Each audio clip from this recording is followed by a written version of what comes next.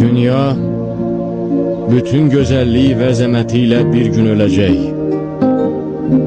Güneş ve ulduzlar bütün parlaqlıqlarıyla sönecek.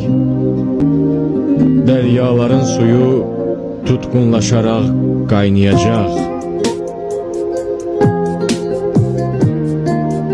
Meşələrin yaşıllıqları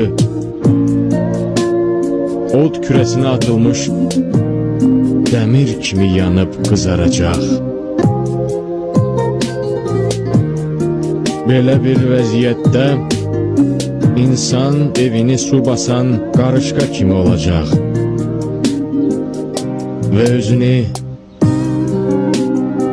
itirmiş halda o tərəf bu tərəfə qaçacaq.